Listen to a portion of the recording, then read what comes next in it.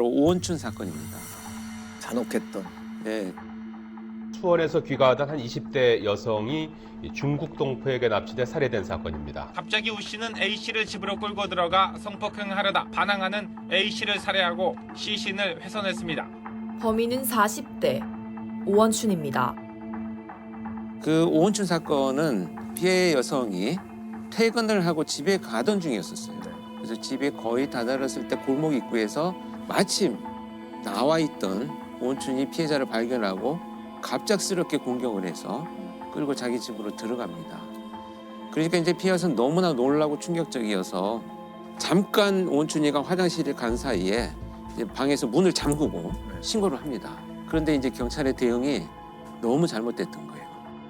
일단은 가장 초동 112 신고를 접수한 경찰관이 어떻게 대응하느냐인데 납치가 돼서 성폭행을 당하고 있다. 지금 위기에 처해 있다라고 하는 얘기를 제대로 확인을 하지 않았던 거예요.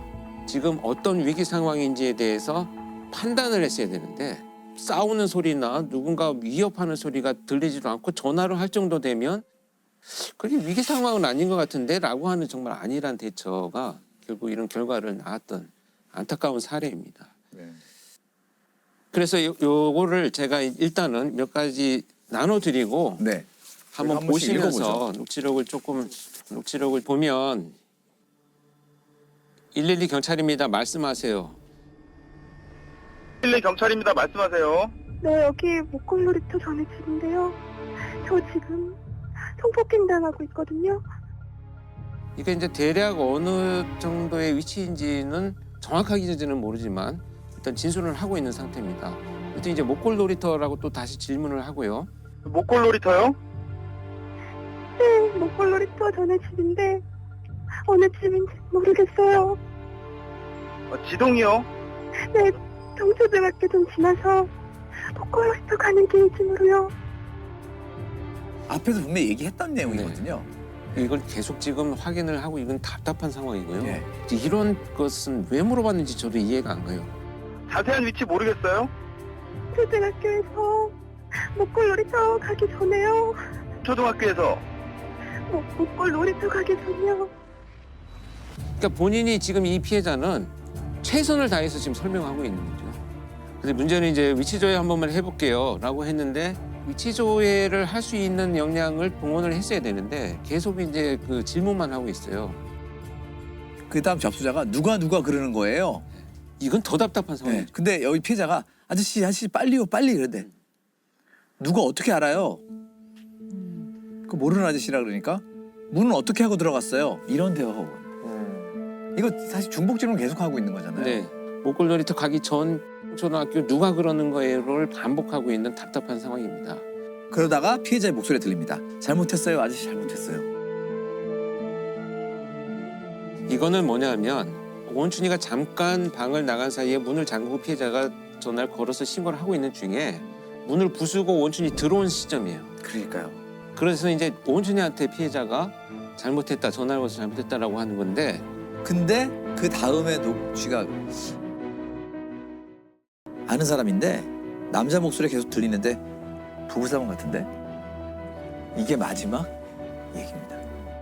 수원 20대 여성 살인 사건에 대한 경찰의 대응이 시작부터 끝까지 총체적으로 부실했던 것으로 드러났습니다. 지난 1일 밤 10시 50분 112 센터에 걸려온 다급한 신고 전화. 그런데도 112 근무자 20여 명이 6분 넘게 피해 여성의 비명만 듣고 있었고 팀장은 손을 놓고 있었습니다. 더구나 피해자가 정확히 놀이터 전에 집이라고 말했는데도 집 아니라는 지령을 넣지 않아 현장 출동자들은 엉뚱한 곳만 헤맸습니다. 여기서 가장 큰 잘못은 구조 요청이고 위기 상황이라고 하면 어떤 상황인지를 자기가 자기적으로 임의적으로 판단하면 안 됩니다. 물론 자기들이 나중에 변명을 할 때는 집집마다 그렇다고 이 시간에 다 들어가 볼 수는 없지 않느냐라고는 하지만 사실 위기 상황이라고 판단이 되면은 지역 주민들이 뭐 경찰한테 항의하고 욕을 한다고 하더라도 해야죠. 이게 문제는 아니라고 저는 보거든요. 그렇죠. 그런데 이 당시에 지금 확인을 나중에 해봤더니 그 경찰관으로 임명된 지 얼마 안 된 초임 순경이 112 신고를 받았다는 것이 이제 밝혀졌죠. 진짜 공포에 떠는 사람의 목소리를 저희는 실제로 들어본 적이 없잖아요.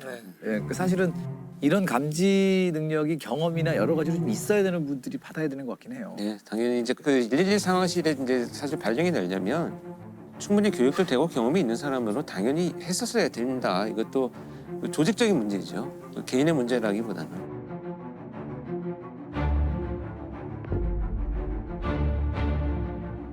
근데 오원춘은 어떻게 잡혔나요? 그냥 현장에서 잡혔나요? 당시에 그래서 밤새 거기 이제 형사까지 동원이 되어가지고 집집마다 수색을 하기 시작을 했습니다. 네네. 경찰이 계속 수색을 하면서 이 집의 문을 두드렸는데 열리지 않으니까 거의 반 부수고 들어갔는데 그 부수고 들어갈 때까지 시신을 훼손하고 있었던 거예요. 그래서 도망가지도 않고 예, 그 안에서 그냥 자기 집 안에서 그런 상황에서 체포가 된 거죠. 그래서 프로파일러의 작업으로 이제 면담을 하러 갔는데 면담을 하면서 제가 너무나 화가 났던 것이 아니 면담을 하고 있는데 뭐 미소 짓기도 하고요. 그 다리를 이렇게 꼬고 뭐 건들거리기도 하고 이런 모습이 있었어요. 그래서 정말 제가 면담을 한다는 목적은 많은 정보를 얻어내기 위해서 그런 것들을 정말 내가 이렇게 참고 끝까지 들어야 되는데 다리 내려 웃지 마 뭐 이런 어떤 그 이 제재를 하면서 마치 그 형사가 취조하듯이 제가 면담을 했던 이런 기억이 있습니다. 너무 화가 나고 못 참겠더라고요. 그러니까 죄의식이나 뭐 어떤 네. 그런 게 하나도 없는 거죠. 없었어요. 근데 대화를 나누고 나서 분석을 한 결과는 사이코패스는 아닌 것으로 저는 일단은 면담의 결과 보고서를 작성을 했어요. 나중에 검사 결과도 20점 정도기 때문에 사이코패스가 높지는 않다는 결과가 나오긴 했습니다만 또 어떻게 그럴 수 있을까요? 그러니까 이게 뭐냐면 어릴 때부터 성장의 배경을 쭉 들어보니까 사회적인 학습을 경험할 기회가 전무했었어요. 어떤 일이 발생했을 때 내가 어떻게 대처해야지 뭐 이런 성장하면서 우리가 조금씩 배워가는 사회화 과정이 너무 없었기 때문에 그 상황이 됐을 때 대처할 수 있는 합리적인 방법을 자기가 못 찾고 그냥 계속 훼손만 하고 있었던 거죠. 뭐 윤리 의식이라든지 기본적인 바탕이 되는 사회화되는 과정들이 지식이나 이런 게 하나도 없다라는 전혀 거죠. 없어요. 오원춘에 대해 대법원이 사형이 아닌 무기징역을 확정했습니다. 무기징역을 확정함에 따라 또다시 사법부의 법 적용이 너무 느슨한 것 아니냐는 논란이 불거질 것으로 보입니다. 자, 이 사건 이후에 112 시스템이 좀 바뀌었나요? 경찰의 위치 추적에 관한 법률이 그동안 계속 요구가 됐었는데 통과가 안 되다가 오원춘 사건을 계기로 통과가 되어버렸어요. 그래서 위치 추적을 할 수 있게 되는 법이 시행이 됩니다.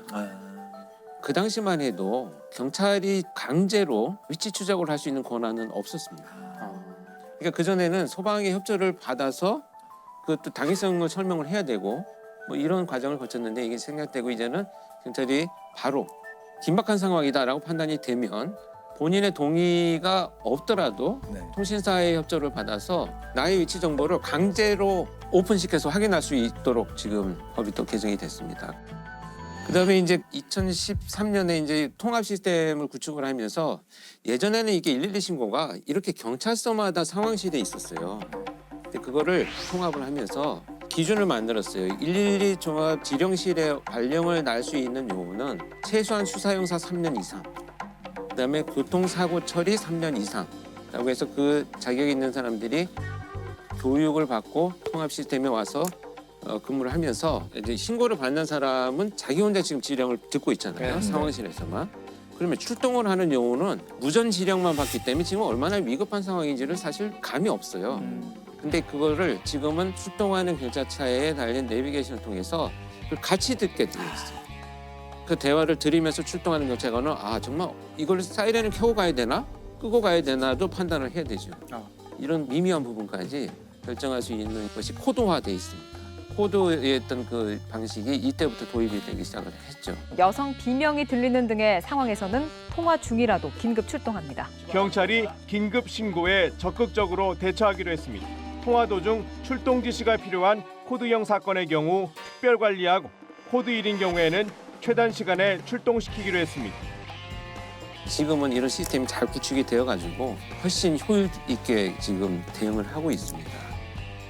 이 바뀐 시스템으로 해결된 사건들이 좀 있었나요? 아마 이제 여러분들 뭐 여러 방송에서 보도가 된 내용들인데 2018년에 데이트 폭력 피해자가 감금이 되어가지고 신고를 하면서 여기 모텔인데요.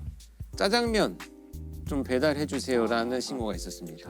근데 그걸 정말 수사를 오래 했던 형사가 여기 관련 나서를 받으면서 모텔인데 분명히 112 신고인데 짜장면을 배달해 달라고 하는 것은 지금 이 사람이 말을 못하는 상황이라는 것을 직감을 하기 시작했어요.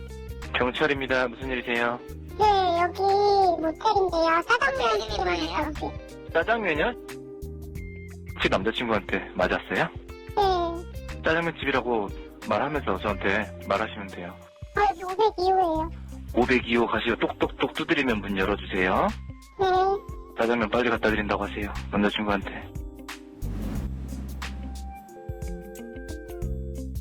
차분히 정말 중국집인 것처럼 대화를 나누면서 그 위치를 확인을 해가지고 현장에 출동을 해서 체포가 된 사건이 있었죠.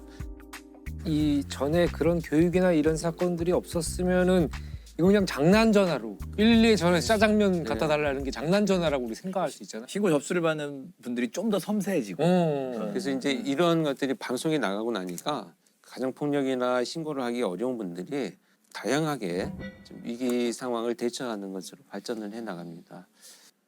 아까 되게 저희들이 몰랐던 사실 그 문자로 신고할 수 있다는 건 정말 왜냐면 소리를 못 내고 납치당한다거나 하는 분들은 내비게이션 앱이나 이런 거 보면은 우리 좌표를 이렇게 정확히 찍을 수가 있어요. 그렇죠. 예. 그거를 캡처해서 보내면 되잖아요.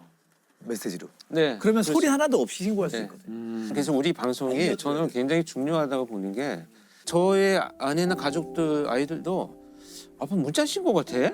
이거를 모르고 있어요. 위기 상황이 된다면 꼭 반드시 말을 해야 되는 건 아니다. 그조차도 안 되는 상황이 있다면 112에 신고를 해놓고요. 그냥 놓아두면 됩니다.